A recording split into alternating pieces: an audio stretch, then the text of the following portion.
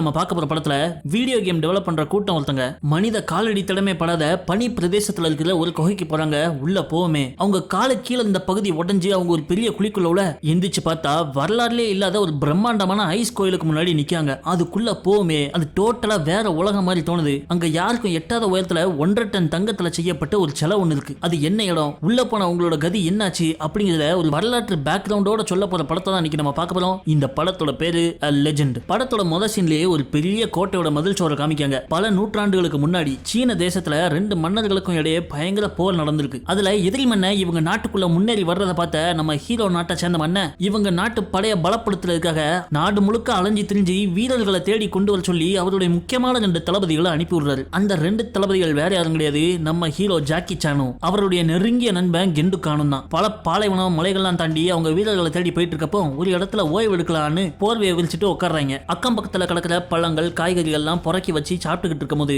திடீர்னு ஒரு வெள்ளை குதிரையில சிவப்பு கலர் டிரெஸ் போட்டு யாரோ வேகமா ஓடி வராங்க. யார் அது அப்படின்னு பார்த்தா அது ஒரு பொண்ணு. பின்னாடியே இவங்களுடைய எதிரி நாட்டு வீரர்கள் துரத்திக்கிட்டு வர்றதை பார்த்த உடனே ஜாக்கியும் கெண்டுவும் களத்துல இறங்கி அந்த பொண்ணை காப்பாத்த பாக்குறாங்க. எதிரி வீரர்கள் இவங்களை சுத்தி ரவுண்ட போட்ட இவங்க 2 பேரும் வாழை உருவிட்டு சண்டை போடுறாங்க. கூடவே அந்த பொண்ணும் அடிச்சு அசால்ட் கொடுக்கு. அப்படி சண்டை போட்டுட்டு இருக்கும் போது அந்த பொண்ணோட முகரையில மூடி இருந்த துணி விலகவுமே பாகுபலி அனுஷ்கா பார்த்த மாதிரி நம்ம ஜாக்கி சானுக்கு வாயை பொளந்துருது. என்ன பிகரியா அப்படின்னு நினைச்சிட்டு இருக்கும் போதே பின்னாடி எதிரிகள் வந்துட மறுபடியும் சண்டையில மும்முரவு காட்டுறாரு. அதே நேரத்துல அவர் ஃப்ரெண்டு கெண்டு கானோ வில் வித்தையில பயங்கரமான கெட்டிக்காரன். குதிரை மேல உட்கார்ந்த மணிக்கு வர்ற எதிரிகள் எல்லாம் அம்பு விட்டு கொண்டுட்டு இருக்கான். ஒரு கட்டத்துல இந்த எதிரி வீரர்கள் எல்லாருமே அடிச்சு கொண்டுறாங்க.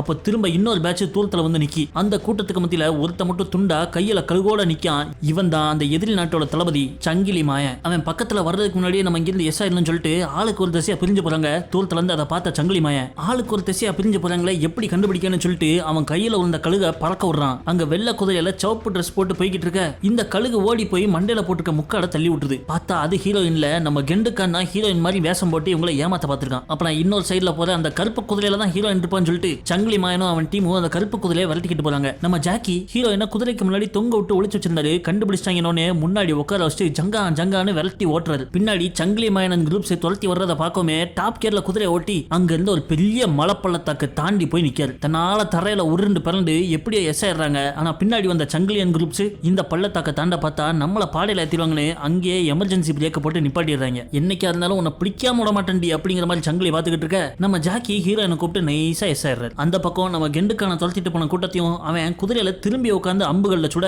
அவனுங்களும் ஃபாலோ பண்றதை நிப்பாட்டிடுறாங்க. ஜாக்கியும் கெண்டுவும் ஒரு காமனான பாயிண்ட்ல மீட் பண்ணிக்கிறாங்க. இப்ப நம்ம ஹீரோயினுக்கு ஆபத்து இல்ல. அவ வந்த குதிரை அங்கேயே மாட்டிக்கிட்டனால நம்ம கெண்டு என்னோட குதிரையை வேணா எடுத்துட்டு போங்களே தன்னோட வெள்ளை குதிரையை ஹீரோயினுக்கு கொடுத்து அனுப்பி விட்டுறான். அவ கிளம்பி போறதை பார்த்த நம்ம ஜாக்கி அவர் கையில ஒரு டாண்டலியன் பூ எடுத்து பாத்துக்கிட்டு இருக்காரு. சட்டுன்னு கண்ணு முழிச்சா இது எல்லாமே கனவு. பார்த்தா வயசான ஜாக்கி ஏதோ ஒரு பனி பிரதேசத்துல தூங்கிட்டு இருக்காரு. இவர் ஒரு ஆர்கியாலஜி சயின்டிஸ்ட். அகழ்வாராய்ச்சி பண்ணி மண்ணுக்குள்ள இருக்கிற தோண்டி எடுத்து அது யாருக்குள்ளதா இருக்கும் என்னதா இருக்கும்னு பாக்குற குரூப்ஸ். அந்த மாதிரி இவங்களுக்கு ஜேட் பெண்டன்ட் அப்படின்னு சொல்லப்படுற ஒரு டாலர் ஒண்ணு கிடைச்சிருக்கு. அதை அவர் கையில எடுத்து பாத்துக்கிட்டு இருக்க மறுபடியும் பழைய காலத்தை காமிக்காங்க. அதுல அந்த ஜேட் பெண்டன்ட்டை இந்த ஹீரோயின் தான் கழுத்துல போட்டிருக்கா. நம்ம ஜாக்கி அவளை காப்பாத்தி கொண்டு வந்து ஒரு இடத்துல கெண்டுக்காக வெயிட் பண்ணிட்டு இருக்கும் போது தான் அவங்க 2 பேரும் உட்காந்து பேசுறப்போ அந்த டாலரை அவ கழுத்துல அவர் கவனிச்சிருக்காரு. அப்பதான் அங்க முளைச்சிருந்த ஒரு டாண்டலியன் பூ எடுத்து அவ ஜாக்கி கையில கொடுத்தா. ஆனா இது எல்லாமே ஏதோ ஒரு நூற்றாண்டில் நடந்த கனவு மாதிரி இவருக்கு தோணுது. நிகழ்காலத்துல பார்த்தா இவர் ஒரு ஆர்கியாலஜி சயின்டிஸ்ட் டீமோட ஹெட். சீனாவுல உள்ள ஒரு பனி பிரதேசத்துல இவங்க ஆராய்ச்சி பண்ணிக்கிட்டு இருக்க அங்க மண்ணுக்குள்ள புதைஞ்சு கிடந்த ஒரு குதிரையை ஒண்ணு கண்டுபிடிக்காங்க. அந்த குதிரையோட நெத்திலையும் தங்கத்தால செய்யப்பட்ட ஒரு ஆபரணம் இருக்கிறத பாக்குறாங்க. கண்டிப்பா இது ஏதோ ராஜ காலத்துல வாழ்ந்த குதிரை தான் அப்படிங்கறத உறுதி பண்றாங்க. இந்த நிகழ்கால ஜாக்கிக்கு அசிஸ்டண்டா ஒருத்தர் இருக்கான்.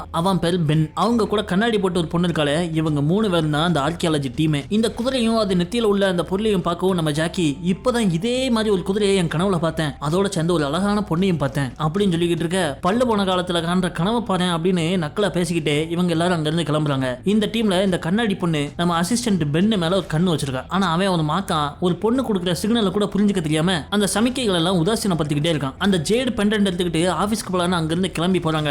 அப்ப மறுபடியும் கடந்த காலத்தை காமிக்காங்க. தி கிரேட் ஷாமான் அப்படின்னு சொல்லக்கூடிய ஒரு மந்திரவாதி ஒருத்தி நம்ம ஜாக்கி சான் காப்பாத்தின அந்த ஹீரோயின் பொண்ணு கூட உட்கார்ந்துருக்கா. அவங்க தான் நம்ம ஹீரோயினுக்கு அந்த ஜேடு பெண்டன்ட்டே கொடுத்துருக்காங்க. ஏன்னா அவங்களுக்கு அடுத்தால அவ தான் அந்த மந்திரவாதியோட வாரிசு அப்படின்னு உறுதிப்படுத்தி தான் அந்த பெண்டன்ட்டை கொடுத்துருக்காங்க. அவங்க இருக்கிற அந்த கூடாரத்துக்கு பக்கத்து கூடாரத்துல ஏகப்பட்ட சோல்ஜர்கள் ஒரு பெரிய மர பலக நிறைய தங்க காசுகளை எடுத்துட்டு வெளியே வராங்க. இவங்க எல்லாம் இருக்கிறது அந்த எதிரி நாட்டோட ரீஜியன்ல. அந்த எதிரி மன்னனுக்கு 2 பயலுக. அதுல இளையவர் தான் இந்த இளவரசர். மூத்த பையன் எதிரி நாட்டுக்குள்ள பூந்து அசால்ட் கொடுத்துக்கிட்டு இருக்க சங்கிலி மாயன். அவன் சண்டை போடுறதுல பிஸியா இருக்க இந்த இளைய இளவரசர் அவங்க அப்பாவோட உடல் நலம் குன்றிக்கிட்டே வரனால அவரை மந்திரம் பண்ணி காப்பாத்த சொல்லி இந்த தங்க காசுகளை இந்த மந்திரவாதிக்கு கொடுக்கான். அதை இந்த மந்திரவாதி லேடி சாங்சுவரின்னு சொல்லப்படுற யாருக்குமே தெரியாத ஒரு குகையில போய் வைக்க சொல்றாங்க. அந்த புதையில கொண்டுட்டு அவங்க அங்கிருந்து கிளம்ப அப்ப கரெக்டா எதிரில் வந்துகிட்டு இருக்கான் சங்கிலி மாயன். நேரா எதிரி மன்னனான அவனோட அப்பா முன்னாடி வந்து உட்காந்து எதிரி நாட்டுல உள்ள ஒரு முக்கியமான படை தளபதியோட தலையை கொண்டு வந்துட்டேன்ப்பா அப்படின்னு ஒரு பெட்டியை திறந்து காமிக்கான். அது மட்டும் இல்லாம எதிரி நாட்டுல ஏகப்பட்ட ஊர்களை சூறையாடி அங்க உள்ள தங்கம் வைரம்னு ஏகப்பட்ட செல்வங்களை கொண்டு வந்திருக்குன்னு சொல்றான். சபாஸ் மாவன மூத்த மாவன்னா மூத்த மாவன் தான், உனக்கு என்ன வேணும் கேள் அப்படின்னு சொல்ல, எனக்கு பெருசா ஒண்ணு வேண்டாம்ப்பா, அந்த பொண்ணு முத்தலக மட்டும் எனக்கு கட்டி வச்சிருங்க அப்படின்னு சொல்லவுமே தண்ணியை குடிச்சிட்டு இருந்தவர் புளிச்சுன்னு வெளியே துப்பிடுறாரு. ஏன்னா அந்த முத்தலக ஏற்கனவே அவருடைய இளைய பையனுக்கு கல்யாணம் பண்ணி கொடுக்கிறதா இவர் வாக்கு கொடுத்துட்டாரு. அந்த முத்தலக வேற யாரும் கிடையாது, கொஞ்ச நேரத்துக்கு முன்னாடி நம்ம சங்கிலிட்ட இருந்து ஜாக்கி சான் காப்பாத்தி கொண்டு போனதே அந்த ஹீரோயின் தான். கொடுத்த வாக்க மாத்த முடியாதுப்பா, அந்த முத்தலகுக்கு பதிலா நீ எதிர் நாட்டுல இருந்து அரெஸ்ட் பண்ணி கொண்டு வந்திய அந்த எல்லா பெண்களையும் உன் மனைவி ஆக்கிக்கோ அப்படின்னு இவர் சொல்ல, அப்பா சொல்ல தட்ட முடியுமான்னு அவனும் ஓகே சொல்லிடுறான். கடுப்புல அவன் எந்திரிச்சு அங்க இருந்து வெளியே போகுமே பின்னாடியே வந்த அந்த இளவரசர், அண்ணே நீ ரொம்ப கொடூரமானவனா இருக்க, எதிர் நாட்டு ஊர் மக்கள் எல்லாம் கருணை இல்லாம கொலை பண்ற, இது நமக்கே ஆபத்தா முடியும்னு சொல்ல, சின்ன பையனி சிப்ஸ் மாதிரி அட்வைஸ் கொடுக்க கூடாது போல எங்கிட்டு அப்படின்னு சொல்லிட்டு கிளம்பிடுறான். இந்த பக்கம் நம்ம ஹீரோயின் முத்தலக காமிக்காங்க, நம்ம அப்பாவை கொண்டு அவனை பழி வாங்கிட்டு கூடிய சீக்கிரம் நானும் அங்க வாரேன்னு இந்த எதிர் நாட்டு மன்னருக்குள்ள கூடாரத்துக்குள்ள வாரா. ஆனா இது எல்லாத்தையுமே நம்ம சங்கிலி மாயன் தூரத்துல இருந்து கவனிச்சிடறான். யாரும் பார்க்காத நேரமா நம்ம ஹீரோயின் அந்த எதிரி மன்னருக்குள்ள கூடாரத்துக்குள்ள கையில கத்தியோட வாரா. அவனே அங்க ரத்தவாந்தி எடுத்து உடல் நோவுபட்டு கிடக்கான். கையில கத்தியோட அவளை பார்த்த உடனே அவன் எந்திரிச்சு இவளை தள்ளி விட்டுறான். பின்னாடியே சங்கிலி மாயன் வந்துடுறான். சடார்னு அவ கையில உள்ள கத்தியை பிடிச்சி எங்க ஐயா பாப்பா போட வர அப்படின்னு அவளை கீழே தள்ளி விட்டுட்டு அவங்க அப்பா முன்னாடி மண்டி போட்டு நின்றுட்டு இருக்க சத்தம் கேட்டு இளைய பைய இளவரசன் ஓடி வரான். எப்ப என்னாச்சு அப்படின்னு கேட்கவும் நொன்னாச்சுன்னு சடார்னு கத்தியை திருப்பி அவன் தம்பியே அல்லையில குத்தி கொன்றுதான் அந்த சங்கிலி மாயன். நம்ம நாட்டுக்காக பல போர்களை போட்டு ஜெயிச்சு எதிரிகளோட தலையை உங்க முன்னாடி கொண்டு வந்து வச்சது நானு, ஆனா நீங்க இந்த பையில இளவரசன் ஆக்குறீங்க அப்படிங்கிற கடுப்புல அப்பாவையும் தம்பியும் அங்கேயே குத்தி கொன்னுறான் அந்த சங்கிலி. அப்படியே நிகழ்காலத்தை காமிக்காங்க. நம்ம ஜாக்கி பென்னு ரெண்டு பேரும் அவங்க ஆபீஸ்க்கு வெளியே டின்னர் சாப்பிடலான்னு வந்திருக்காங்க. அப்போ ஒரு ஆள் வந்து நம்ம ஜாக்கி கிட்ட பேசுறான். இவன் ஒரு வீடியோ கேம் டெவலப் பண்ற கம்பெனியோட ஓனர் போல. நம்ம ஜாக்கி பண்ணிட்டு இருக்கிற அந்த அகழ்வாராய்ச்சியை பேஸ் பண்ணி அதுல இன்ஸ்பயர் ஆகி தான் அவன் ஒரு வீடியோ கேமே டெவலப் பண்ணிருக்கான். அப்ப திடீர்னு அங்க ஒரு கூட்டமா 4-5 பெண்கள் வந்து டான்ஸ் கச்சேரியை போட அதுல சென்ட்ரல் என்ன ஆடிட்டு இருக்கிறது இவங்க டீம்ல இருக்கிற அந்த கண்ணாடி பொண்ணு. பென்னு மேல கண்ணு வச்சிருக்கிறவ டான்ஸ்களை ஆடி அவனை கவர்ந்துடலான்னு பாக்கா, ஆனா அவனும் இவளை பார்த்த உடனே அப்படியே ஏதோ பழைய நினைவுக்கு போயிடுறான். நம்ம ஜாக்கி சானு கனவுல காண்ற அதே மாதிரியான கனவு இவனுக்கும் வருது. பார்த்தா அதுல முத்தலகு அவளுடைய பெரிய வாளை கொண்டு பயங்கரமான ஒரு டான்ஸ் ஆடிக்கிட்டு இருக்கா. அத அந்த பக்கமா வந்து நம்ம ஜாக்கியும் கெண்டுக்கானும் மலைச்சு பார்த்து இருந்திருக்காங்க. ஜாக்கிய பார்த்த உடனே அவ முகத்துல ஒரு மலர்ச்சி, ஆனா அவளை பார்த்த உடனே இந்த கெண்டுக்கான் முகத்துல ஒரு மலர்ச்சி. இவ வாளை வச்சு டான்ஸ் ஆடின மணிக்கே அவனோட வில்ல வச்சு டான்ஸ் ஆடி பார்க்கான், ஆனா ஃபிளாப் ஆயிடுது. அப்பதான் இவங்க ரெண்டு பேரும் இந்த முத்தலகிட்ட இங்க என்ன பண்ணிட்டு இருக்கீங்க அப்படின்னு கேட்க, எங்க அம்மாவை நான் இங்க மீட் பண்றதா சொல்லியிருந்தேன், ஆனா இப்போ வரைக்கும் எங்க அம்மா வரல, அதான் காத்துக்கிட்டு இருக்கேன் அப்படின்னு சொல்லவும் பின்னாடி ஏகப்பட்டவர் குதிரையில வராங்க. யாருன்னு திரும்பி பார்த்தா அந்த மந்திரவாதி த கிரேட் ஷாமான். என்னாச்சு அப்படின்னு கேட்கவும் இவளை பிளாக்மெயில் பண்ணி கல்யாணம் பண்றதுக்காக இவளோட அம்மாவை அந்த சங்கிலி மாயன் சிறை கைதியா பிடிச்சு வச்சிருக்கானா. அந்த செய்தியை கேட்கவுமே எங்க அம்மாவை காப்பாத்தணும் அப்படின்னு சொல்லிட்டு நம்ம ஜாக்கிக்கும் கெண்டுக்கானுக்கும் டாட்டா காமிச்சு அந்த வெள்ள குதிரையில ஏறி அவங்க இருந்து கிளம்பிடுறான். இதை நம்ம பென்னு தூங்குன மணிக்கே கனவா பாக்குறான். கண்ணு முழிக்கவும் நம்ம ஜாக்கியை பார்த்து ப்ரொஃபசர் என்னாச்சு அப்படின்னு கேட்க, உனக்காக தான் அந்த கண்ணாடி பொண்ணு ட்ரெஸ் எல்லாம் போட்டு டான்ஸ் ஆடிட்டு இருந்தா, நீ பண்ணி பையன் தூங்கிட்ட, உனக்கெல்லாம் லவ் செட் ஆகாதே அப்படின்னு சொல்லவுமே ஐயோன்னு பதறி போய் அங்க தனியா உட்காந்துருந்தா இவங்க டீம்மேட் பொண்ணு பக்கத்துல போய் இவன் உட்காரான். போல நான் டான்ஸ் ஆடும்போது தூங்கிட்டு இப்ப மட்டும் கல்சனம் கட்டுறியா அப்படி இப்படின்னு